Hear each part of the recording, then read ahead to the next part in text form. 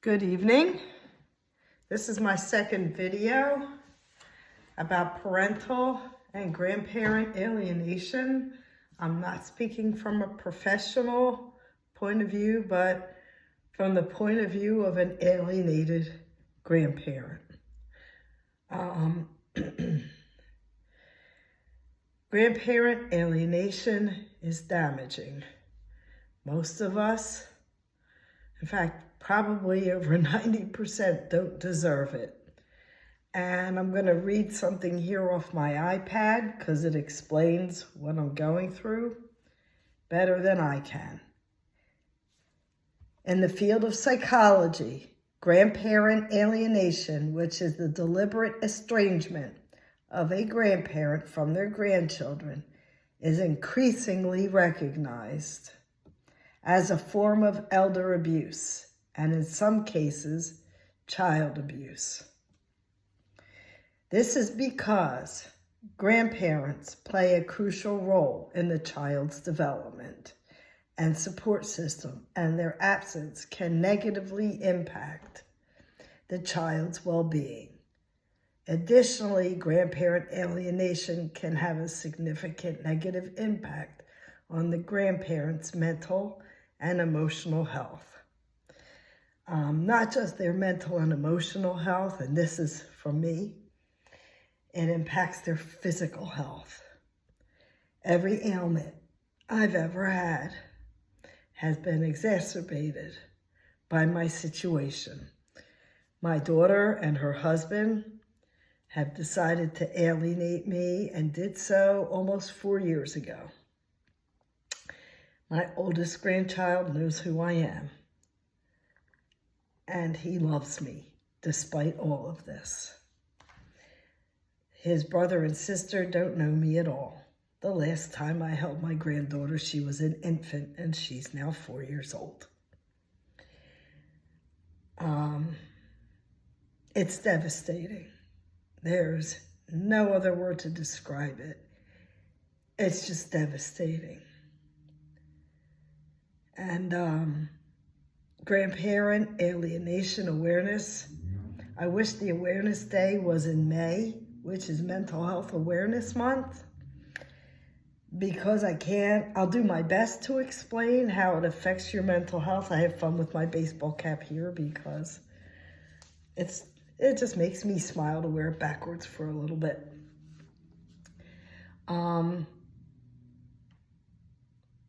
Sometimes you just can't focus on anything. Sometimes you just cry, and if you don't cry outwardly, you're crying inside. For people like me whose life was always about the children, I majored in college in special ed. My own son is a special needs adult, and he's independent. He has help with financial management, but other than that, he runs his own life.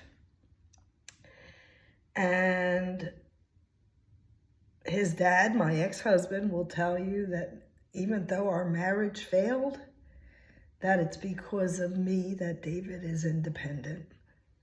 I used my education to make sure of that, but I also made sure, or at least to give him the best that I could, okay? No matter how it turned out, I gave him my best. And I gave his sister equal time. I made sure I did extra special things for her to make up for what she wasn't getting in time from me. Because it's difficult, even with just 2 children, to divide yourself like that when one has extra needs. But I did my best. I never hurt my children. I never hurt a hair on their heads. And I never hurt my grandson, the one that knows me. I loved him to pieces, and I still do. And I love his brother and sister, even though they don't know me. No one can take the love you have for your grandchildren from your heart. No one. And I am hoping that with some efforts I am making, that one day they will return to me. at least the oldest one, and through him maybe I'll get to know the others. I'm going to skip a little bit here. I want to give you some organizations if you want to look up more information, concrete information about what grandparent and parent alienation does to the adult and to the child. One organization is called SAGA, Society Against Grandparent Alienation. There's some really good explanations on there about what this does to the individual. I have a quote here that somebody wrote, and I think it nails it. It is psychological and emotional abuse to leave your child wondering. This is to the parents that are doing this. To leave your child wondering when or if they will ever see their loving grandparent again. Stop using your child to express your adult issues. Mentally stable adults work problems out. They don't estrange and use their children as weapons. I hope some of you young people that pull this stuff listen to my video or watch my video, because this is the truth. And there's a lot of videos up now on YouTube expressing the same thoughts. Remember that children follow by example and not advice. So when you alienate your children from perfectly good and loving grandparents and other relatives, you are teaching and showing them that it's normal and acceptable to do so, or to do just that. Don't be shocked or surprised when they grow up and have children of their own if they alienate you from their children for no good reason. That's what happened to me. Other than to have control. It's a control thing. It's a power trip. They want to run your life. My last requirement of my daughter and my son-in-law is that I go see a psychiatrist, get an evaluation, and have my medications monitored. This is a YouTube video, so I'm not going to show you what I have to say about that, but I will tell you, I stuck my feet in the mud and I told my ex-husband, I'm done. I love my grandchildren. I always will.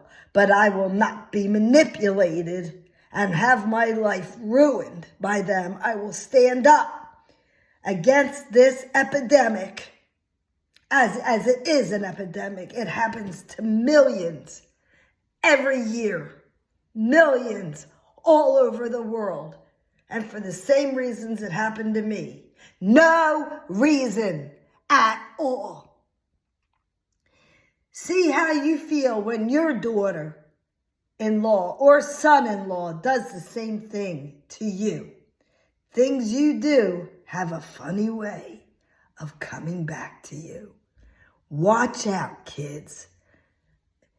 And what I mean by kids is our kids, our adult children who are doing this. Watch out, because it's going to bite you right here. And it will. Help me stop grandparent alienation. It's wrong. It's wrong. It's wrong. And it hurts like hell.